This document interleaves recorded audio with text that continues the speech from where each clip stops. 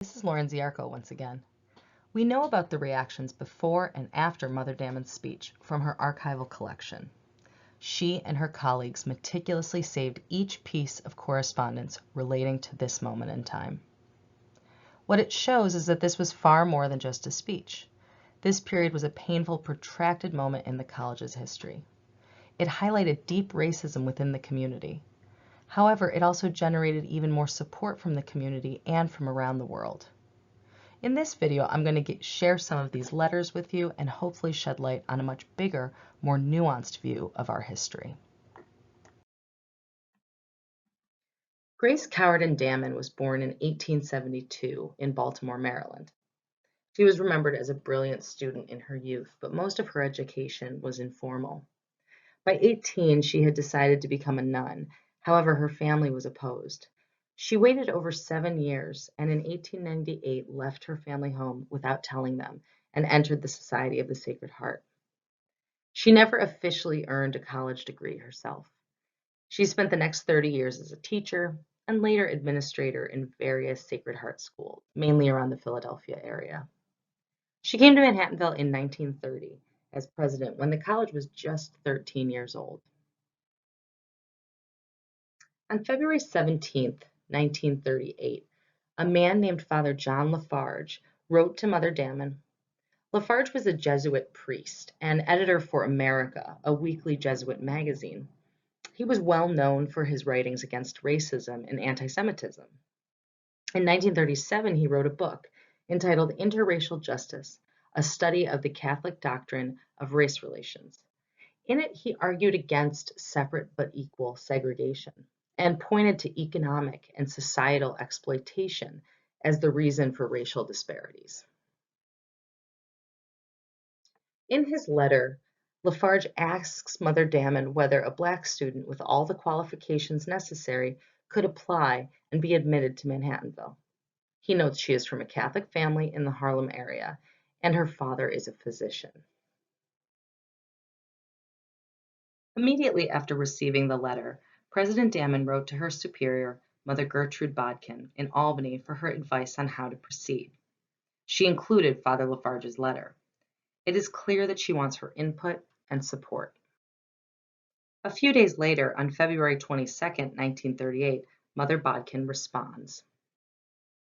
She believes there will be no unfavorable reaction among the current students.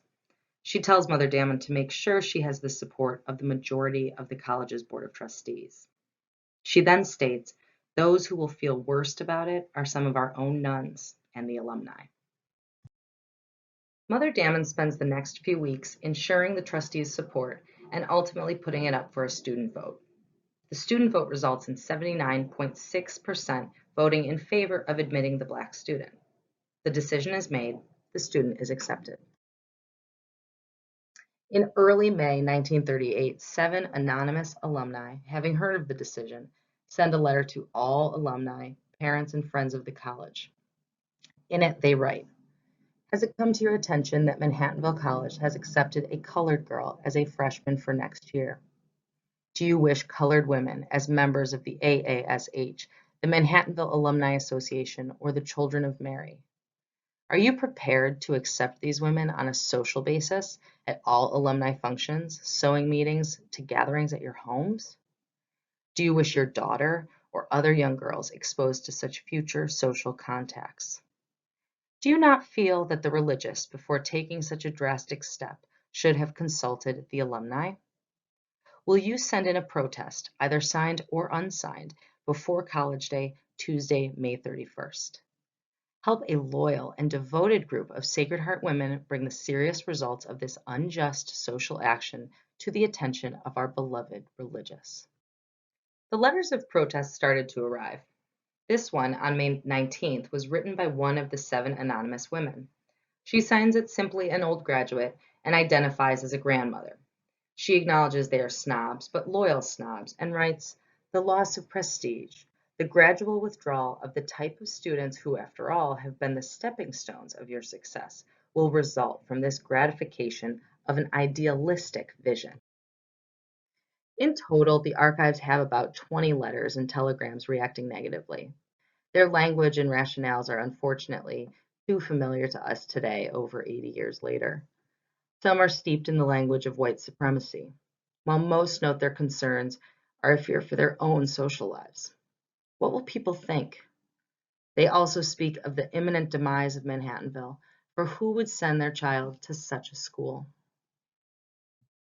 In contrast, the archives have about 30 letters voicing their support for the decision in the couple of weeks after the anonymous mailer. Many took issue with the concerns of the anonymous mailer. One alum wrote, "A college which is only, as the anonymous correspondent seems to think, a source of alumni functions, sewing meetings, and gatherings at home and social contacts would be too petty and unimportant to remain long in existence." Another wrote, "More members of the alumni who fear for loss of social prestige have to me failed to grasp the sum and substance of their Catholic college education, where their concept of all that social implies is so superficial and limited." All the letter writers note how proud they are of Manhattanville, and some even admit they were initially surprised, but they know it is the right and just decision. One alum writing from Chicago notes, "I have received through the mail an anonymous printed communication asking me to protest the admission of a colored girl into the freshman class of Manhattanville College. Apparently the instigator of this Jim Crow leaflet is ashamed to expose her identity, or she would not have written behind a cowardly anonymity. I herewith inform you that I am convinced that Jim Crowism is inherently opposed to the fundamental equality of all races in Catholicism, and wish to commend you for your progressive step in admitting young ladies regardless of their race into the full privileges of Manhattanville College." May 31st, 1938 was Class Day, the term for alumni reunion at the time. An invitation saved in the archives reveals the day included a luncheon and a performance of the senior class play. However, first, Mother Dammann addressed the community for 45 minutes. While we have no photographs or recordings from that day, we do know she gave her speech in the Blue Room of the recently completed Founders Dormitory on the Convent Avenue campus. As Mother Dammann addresses the crowd of alumni, she knows that at least some of those 7 anonymous women are in the audience and expecting her to change her mind. Because Mother Dammann and her colleagues saved all of the letters and deposited them in the archives, today we can look back and see just how much they influenced her speech. All of the criticisms in the negative letters, she refuted. All of the arguments in favor that the letters of support noted, she made sure to mention. In this way, the primary resources show us that these were real people in conversation with one another. Mother Dammann did not create this speech out of thin air. Instead, she used input from the community to shape it. But let's be honest here. Many parts of the speech are difficult for us to understand or support over 85 years later. Many of her points are just no longer appropriate in the 2020s. As a society, we've made progress. But we also know just how much work there is left to do. So here I'm going to highlight a few sections that felt meaningful to me. In the beginning of the speech, she noted, "It is natural for us to form prejudices. We grow up taking prejudices out of the air about us as we take up germs. The point is that we must provide ourselves with mental antibodies for our mental health, just as nature provides us with physical ones for our bodily safeguarding." He goes on to drive home the point of education. Whereas the more we know of man's doing and thinking throughout time and throughout the world's extent, the more we understand that beauty and goodness and truth are not the monopoly of any age, nor of any group, nor of any race. Later on, she addresses the anonymous women and those opposed directly. "We strove to develop in you the power to think and to reason. You have a right to these things, and if you have not got them, at least in some degree, then you are not really Sacred Heart women, and our education has failed you." Near the end, she notes the destructive legacy of slavery and racism and invokes future generations. The injustices and greed of our forebears left to future generations this grave problem for solution. Closing our eyes to it and imagining the dire consequences of any steps taken to right those wrongs will not help those who come after us. One of the most interesting documents in the archives is Mother Dammann's draft of her speech, with her handwritten changes. It reminds us that the speech didn't just start out as a PDF on a course page that students are assigned to read. It was a real person putting words down and editing again and again. She knew she would read it to a room full of people, but she didn't know how it would go over. She didn't know what the aftermath would be. In the days immediately following class day, a number of attendees reached out to Mother Dammann, thanking her and asking her to publish the speech in the alumni newsletter, the Tower Postscript, so that alumni who were not in attendance but had received the anonymous mailer would see her response. In July 1938, the college published her speech in full. They also decided to publish selected letters of support with identifying information.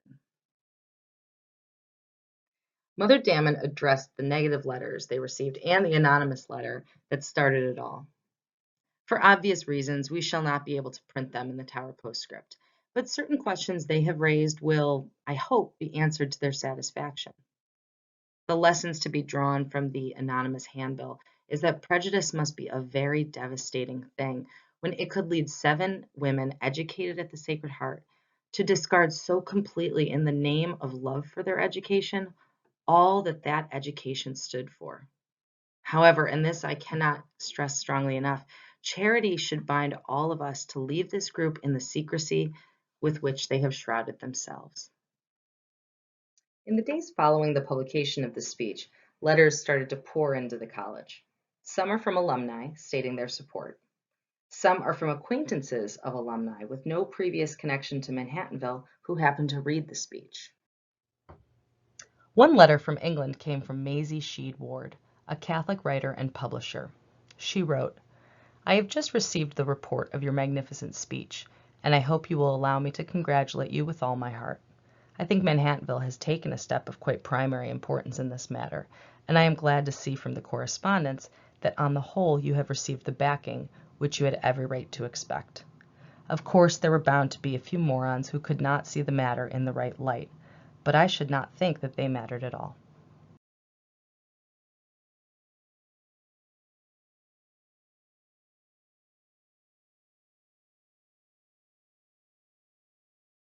By 1938 standards, her speech went viral. Hundreds of letters came in from all over the country: Rhode Island, Maine, New Hampshire, Maryland, Ohio, Michigan, Minnesota, Indiana, Illinois, Kentucky, Missouri, and Louisiana, even as far west as California, and a few from Europe. The majority of letters were asking for copies. Remember, this is long before the internet and even predates photocopiers. Getting extra copies of something was a lot of work. Many asked for just 1 or 2, but it is surprising how many asked for 25 or even 50 copies to share with their neighbors, coworkers, or parishes. A remarkable number of the letters are very personal from members of other Catholic religious orders, nuns and priests, who thank her for shining a light on the racism in the Catholic Church. One priest from a Black congregation in Texas writes of how truly pervasive it was.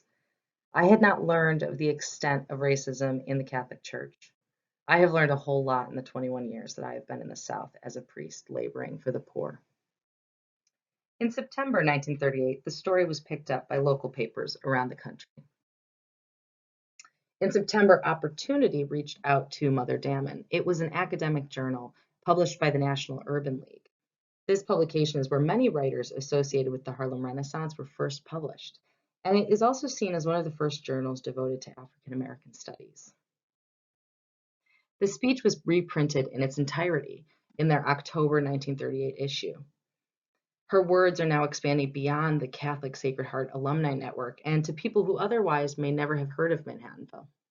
This July 1938 letter was a bit of a mystery to me until spring 2023, when with the help of students in a first-year program class, we finally deciphered her name. It reads, "Dear Reverend Mother Dammann, allow me to express my congratulation and deep joy over the speech that you gave on May 31st, and which I just read in the Tower Postscript. It has been a real pleasure and recreation to read your excellent discourse on this racial question, and I am sure that it cannot fail to bring good results. Naturally, with the racial problem that we have on our hands with the German refugee problems, you will understand that your talk would have a special appeal for me, and you will also understand that I drop you these lines."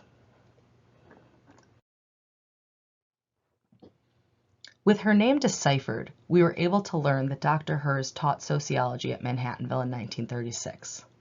Dr. Herz was a member of the Non-Sectarian Committee for German Refugee Children.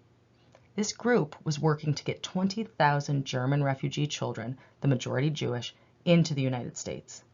These children would not count against the country's immigration quota. This is why Dr. Herz finds this speech especially meaningful to her work. Remember, it is 1938. Hitler's Nazi Germany is accelerating their campaign against German Jews and other minorities. By this time, their citizenship and civil rights have been stripped. Although by 1940, 90,000 German Jews had immigrated to the United States, hundreds of thousands were turned away and refused.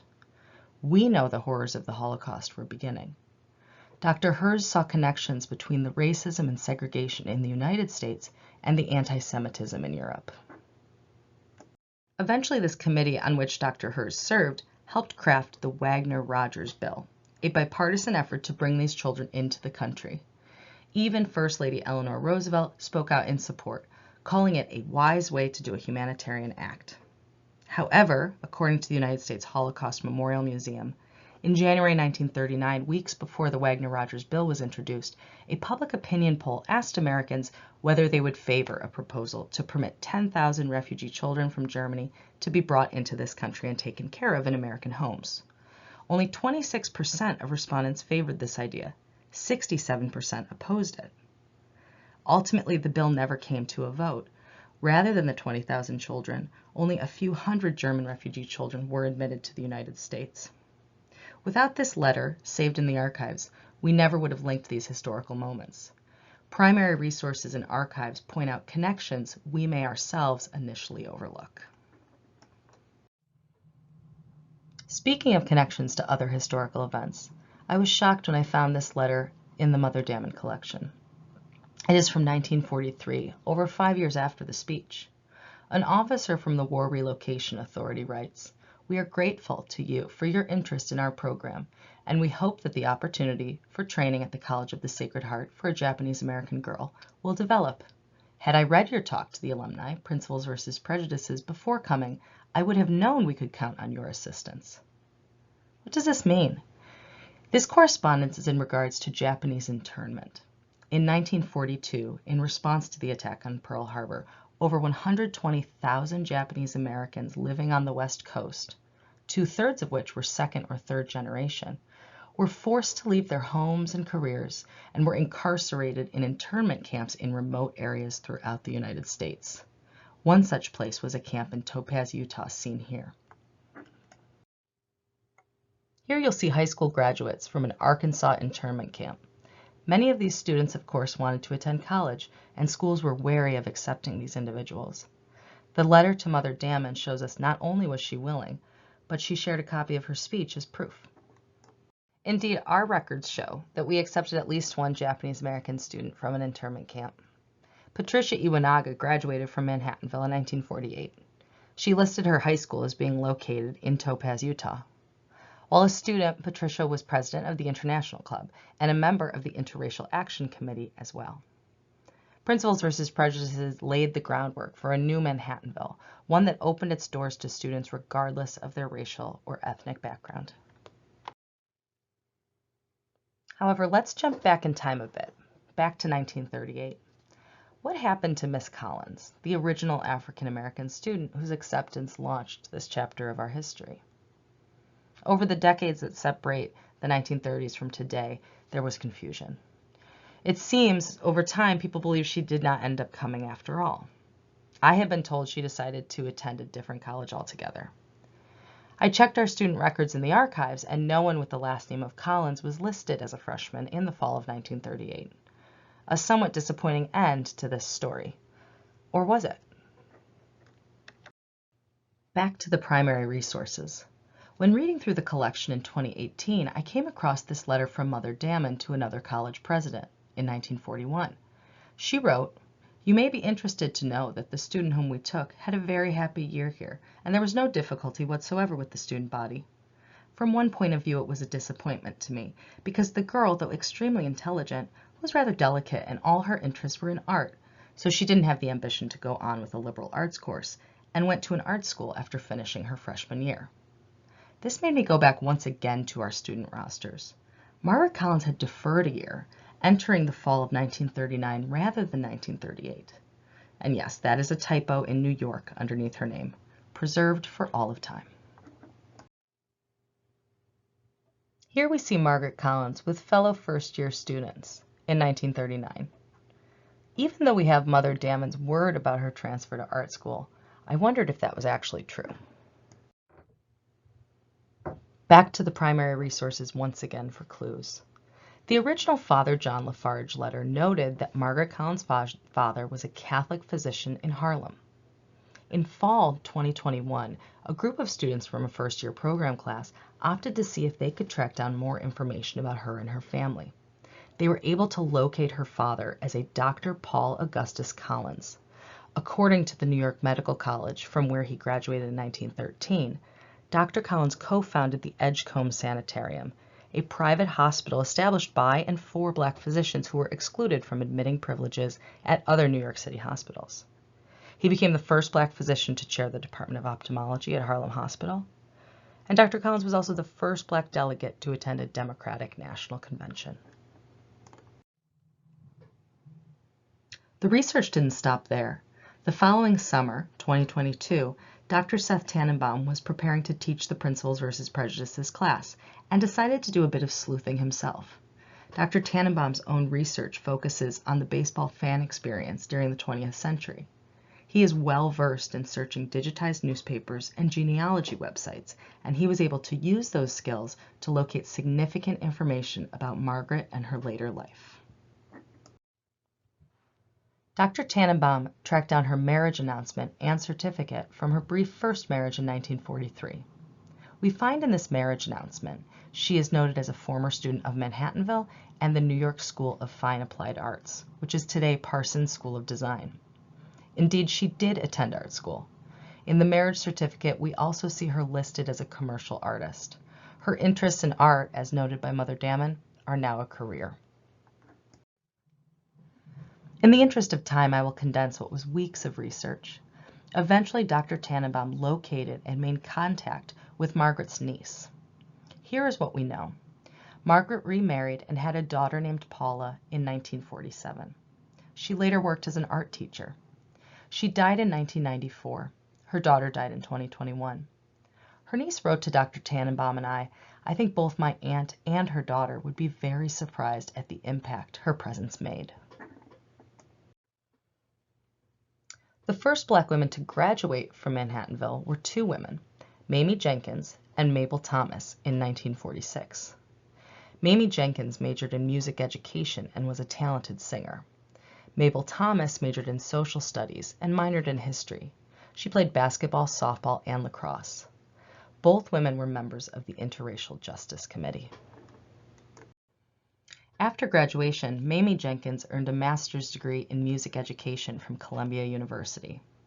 In 1948, she became the first Black woman to enter the Society of the Sacred Heart religious order. She went on to become a music teacher at Sacred Heart schools around the country, and later a music therapist. She died in 2019. Through the early 1940s, Mother Dammann continued her work. In this photograph, we see Mother Dammann on the far right, and Father John Lafarge in the center with St. Madeleine Sophie Retreat Group. This group of Catholic women of color met to discuss issues of racism in society and the church. Mother Dammann died suddenly in February 1945.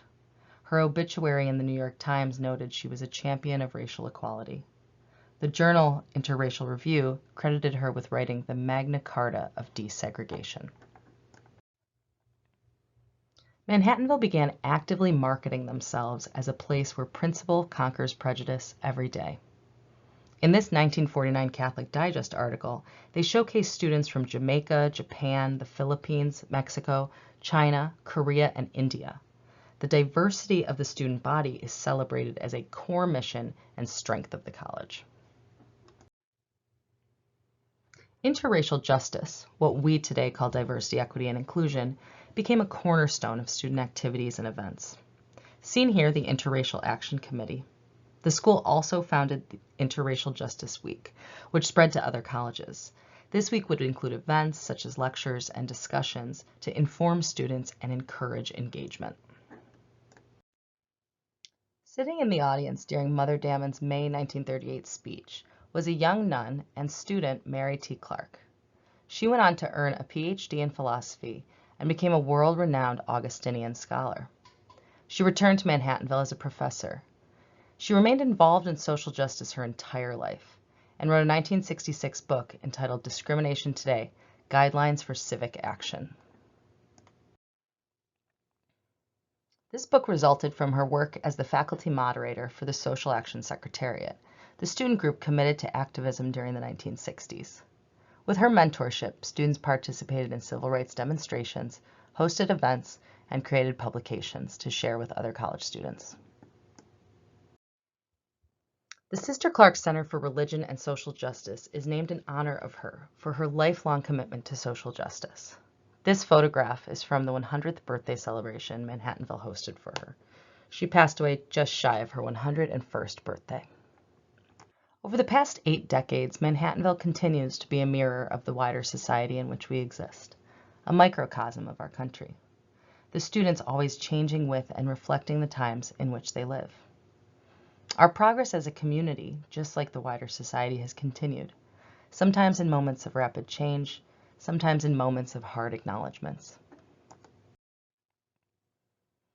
In 1952, through the process of eminent domain, Manhattanville was forced to leave their beloved campus in Manhattan to accommodate the expanding City College of New York.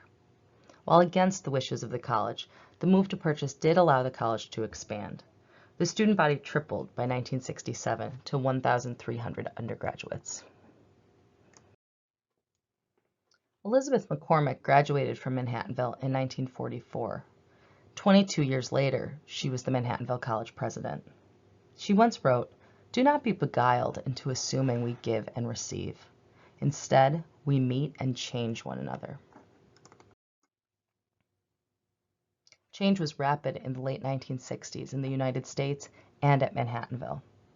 While in 1938 it was the administration leading the charge, in 1969 it was students pulling the college forward. Elizabeth McCormick was the president in 1969 when 18 students of color released a list of demands and occupied Brownson Hall for 6 days. These students were joining a nationwide conversation on Black representation in colleges and universities, demanding more representation in the student bodies, faculty, and administrations in higher ed. The week of the takeover, the Manhattanville community reflected the times. Some students opposed. Many showed their support. The community sought to learn from one another and find solutions in late-night meetings and founders and demonstrations on the quad and in the castle. President Elizabeth McCormick herself climbed through a window of Brownson and met with the occupying students twice. Shortly after the Brownson takeover in 1971, Manhattanville admitted their first coeducational freshman class. After years of discussion, the Manhattanville community agreed that if the role of a college was to educate and prepare students for the world, the college should reflect the entire society. But the work has never been finished. In 1989, there was another reckoning. Students demonstrated at Quad Jam, the annual end-of-year celebration. This time, the students released demands for the addition of African American and Latino American courses in the school curriculum. The faculty responded, designing new courses to reflect the true breadth of American culture. In 2003, as the Iraq War was underway, another inflection point. Manhattanville student Toni Smith was a member of the women's basketball team. Toni began turning her back on the flag during the national anthem at the start of games. She believed racial and economic disparities here in the United States were being ignored in lieu of wars overseas. People on campus and off were divided. However, the college administration consistently defended Toni's right to protest. In September 2016, a group of student activists demonstrated outside of a meeting of the Manhattanville Board of Trustees. They were then invited to join the meeting where they presented a list of concerns for the board's consideration. Their top priority was the creation of a Center for Inclusion. That center opened in spring 2017. In 2020, while the entire country reacted to the murder of George Floyd, it was alumni and students who held a mirror up to Manhattanville once again. We can do better. This Change.org petition directly led to a renewed commitment from Manhattanville to continue making meaningful and measurable progress. The administration affirmed DEI as an institutional priority and created the Division of Diversity, Equity, and Inclusion. Reflecting Manhattanville's renewed commitment to diversity, equity, and inclusion, in May 2022, Toni Smith Thompson returned to campus to deliver the commencement address and receive an honorary doctorate for her activism. During her address, she urged students to preserve their history and experience at Manhattanville. And I quote, "I ask each of you to create some sort of time capsule of your time here, of these pivotal years, that you can leave for the archives, so that your time here is woven into the history of this school for the students who come after you." In closing, I'd like to acknowledge multiple things can be true. Manhattanville was on the forefront in many ways in the struggle for racial equity. However, not everyone's lived experience here has met that mission. The work is ongoing. Hopefully this exploration of our history has revealed the importance of archives and their primary resources in maintaining as many perspectives and voices from our history as possible. There always remains more to learn from our past, tucked away in archival boxes. Take some time to reflect. What do you think we want to make sure is saved for the future from our lived experiences? Even though there's so much more I could share, I'm going to leave it here. But I sincerely hope you'll have many more opportunities to learn about and engage with Manhattanville history, of which you are now a part.